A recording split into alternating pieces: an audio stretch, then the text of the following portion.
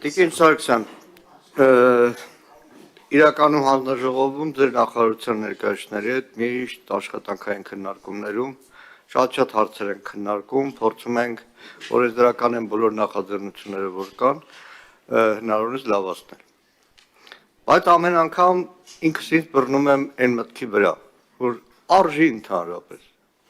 Հիմա դուք խոսում եք ոստիկանության գվարդիայի մասին։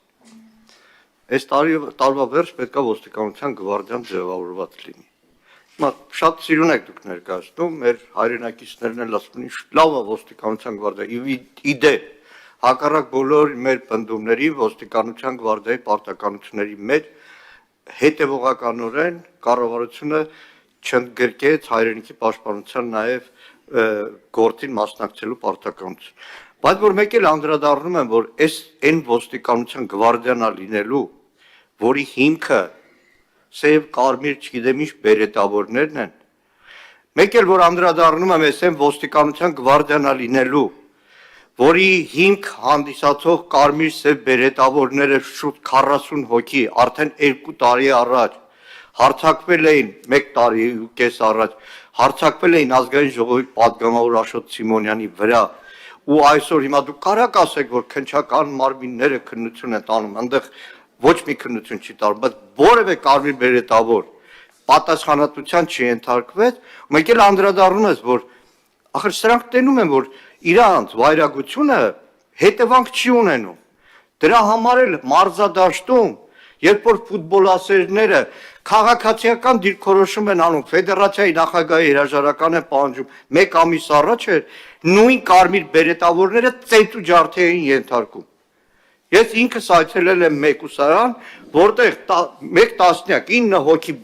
դերման ենթարկված էր, շատերը ծեծված, այդ թվում Երևանի հավաքանու անդամի որդին ծեծված տանն էր։ Ու դրանից հետո որտեղից վստահություն 2025 թվականին, որ դուք 25 թվականի կատարողականներ ներկայացնեք, այդ շատ գեղեցիկ փաթեթավորմամբ մեկ էլ չենք անդրադառնում, որ այդ փոփոխությունը չկա։ Միանգամից ասեմ, դուք նշեցիք աղետների կանխարգելում լորին անդրադարձեք, ես կուզեմ հավելել։ Երևանում վերջերս տեղի ունեցած հորդառատ անձրևների օրերին մեր փրկարարները իրոք հերոսական աշխատանք էին անում։ Ցավոք սրտի այդ այն ոլորտն է, որը վարձատրման առումով շատ ավելի անպաշտպան է, բայց դուք էլ եք նշում, որ հանրային ընկալման առումով ամենագնահատված երևի ծառայողներից է։ Իդեպ դուք վիճակագրական տվյալներ չասեցիք, ես մի թիվ ամեն դեպքում հրապարակեմ, օրերս հանրային քննարկման է ներկայացրել ներքին գործերի նախարարությունը նվիրաբերված զենքերի առգրավման կարող եմ ասել,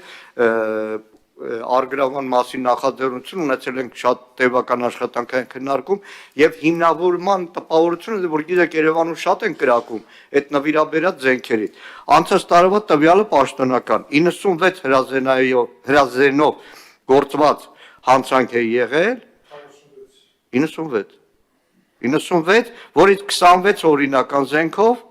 որից միայն 5-ն է եղել նվիրատվություն զենքերով, այնտեղ էլ հարց է, ինքնապաշտպանություն է եղել, օդ կրակելը։ Այսինքն նվեր ստացած զենքերը չեն պատճառը, որ հրազենով հանցագործություններ են կատարվում, այլ թերևս ոչ լիարժեք աշխատանքը։